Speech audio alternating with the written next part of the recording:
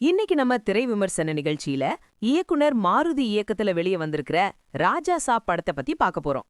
இந்த படத்தோட கதையை பத்தி பார்த்தோம்னா, இந்த படத்தோட ஹீரோ பான் இண்டியா ஹீரோவா இருக்கக்கூடிய நம்ம பிரபாஸ். பிரபாஸை வச்சுக்கிட்டு ஒரு சாதாரண கதையை பண்ண முடியுமா? பான் இண்டியா லெவலுக்கு ஒரு கதையை பண்ணணும். இந்தியாவே ஒத்துக்கிற மாதிரி ஒரு கதையை பண்ணணும். இந்தியாவே ஒத்துக்கிற மாதிரி என்ன கதை? உலகமே ஒத்துக்கிற மாதிரி ஒரு கதையை பண்ணுவோம். அப்படி என்ன கதை இருக்குது? இருக்கவே இருக்குது, பேய் கதை. அதை எடுத்து பண்ணுவோம் அப்படின்னு பண்ணிருக்காங்க. எவ்வளவு அந்த கதை ஃப்ரெஷ்ஷா இருக்கு அப்படின்னு சொன்னா, ஊருக்கு ஒதுக்குப்புறமா ஒரு பங்களா இருக்கும். அதுக்கு தேவை இருக்கோ தேவையில்லையோ ஒரு 4 பேர் போவாங்க. அதுக்குள்ள ஒரு பேய் இருந்துகிட்டு அவங்கள பாடா படுத்தும். அந்த பேய்க்கு ஒரு ஃபிளாஷ்பேக் இருக்கும். அது என்ன அப்படிங்கிறது தான் இந்த படத்தோட கதையா இருக்கும். இந்த கதைய நானே ஒரு 1,50,000 வாட்டி சொல்லியிருப்பேன். நீங்களும் கேட்டிருப்பீங்க. அதே கண்டாவி புடிச்ச கதைய தான் பான் இண்டியா ஹீரோவை வச்சு பான் இண்டியா படம்னு எடுத்து வச்சிருக்காங்க.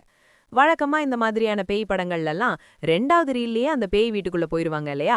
இந்த படத்துல ஏறக்குறைய இடைவேளை அப்போதான் அந்த பேய் வீட்டுக்குள்ளேயே போறாங்க. போனவங்க அந்த பேய் படத்தையாவது கொஞ்சம் சீரியஸா காட்டுனாங்களா அப்படின்னா அதுவும் கிடையாது. பேயும் சீரியஸா இல்ல. சரி, ஃபுல் காமெடியா வச்சாங்களா அப்படின்னா அதுவும் கிடையாது. சரி, கதையையாவது எடுத்துக்கிட்ட கதைய நேர்கோட்டுல சொல்லுவாங்களா அப்படின்னு பார்த்தா அதுவும் கிடையாது. படத்துல ஒரு 3 ஹீரோயின் வருது. 3 ஹீரோயினையும் கூப்பிட்டுக்கிட்டு ஹீரோ ஏதோ பிக் பாஸ் வீட்டுக்குள்ள நுழைஞ்ச மாதிரி உள்ள நுழைஞ்சிட்டு கூத்துங்குமாலமா பண்ணிக்கிட்டு இருக்காங்க. டைம் இருக்கும் போதெல்லாம் ஒவ்வொரு ஹீரோயின் கூட பாட்டு பாடுறாரு, டான்ஸ் ஆடுறாரு. அப்புறம் பாத்தீங்கன்னா அந்த 3 ஹீரோயினும் அதுங்களுக்குள்ள சக்களத்தி சண்டையெல்லாம் வந்துடுது. அதை தீர்த்து வைக்கிறாரு. பேயும் இவங்கள டிஸ்டர்ப் பண்ணாம ஏதோ சின்ன ஜின்ஸுங்க ஜாலியா இருக்குது அப்படின்னு அதுவும் விட்டுட்டு போயிருது. நான் 3 அமாவாசைக்கு ஒருக்க தான் வருவேன், ஏதோ ஒரு கதையை விட்டுட்டு போகுது. இவங்களும் இந்த லவ் பண்ற நேரம் போக, பாட்டு பாடி டான்ஸ் ஆடின நேரம் போக, மீதி நேரம் தான் இந்த பேய் கதைக்குள்ளேயே வருவாங்க. ஒண்ணு இவங்க மாத்தி மாத்தி லவ் பண்ற சீனையாவது பார்த்து ரசிக்கிற மாதிரி இருக்கணும். அதுவும் கிடையாது.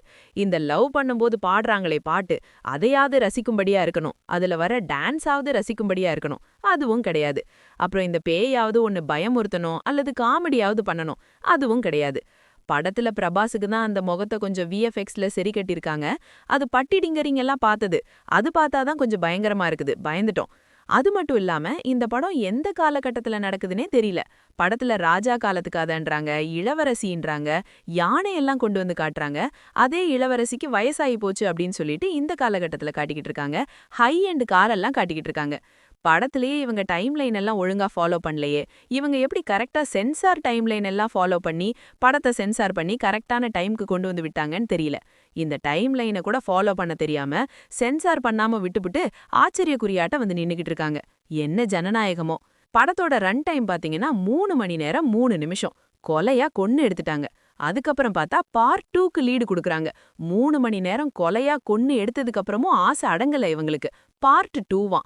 இந்த படத்துல டைம் இருந்தா பேய் கதை எடுக்கிறாங்க, டைம் இருந்தா பேய் வந்துட்டு போகுது, டைம் இருந்தா ஒவ்வொரு ஹீரோயினா வராங்க, ஒவ்வொருத்தர்கிட்ட டான்ஸ் ஆடுறாரு, பாட்டு பாடுறாரு. அவங்களே டைம் இருந்தாதான் படத்துல வந்து ஒர்க் பண்ணிருக்காங்க. நம்ம ஏன் நம்ம நேரத்தை ஒதுக்கி இந்த படத்தை போய் பார்க்கணும்? கிடைச்ச நேரத்தை ஒழுங்கா பயன்படுத்தி பிரயோஜனமா வாழ்ந்துட்டு போலாமே. இந்த மூவி ரிவ்யூ பிடிச்சிருந்தா ஒரு லைக் பண்ணுங்க, உங்க கருத்துக்களை கீழே கமெண்ட் பண்ணுங்க. இன்னும் movie studio film channel subscribe பண்ணலையா? உடனே சப்ஸ்கிரைப் பண்ணுங்க. அடுத்த ரிவ்யூல சந்திப்போம்.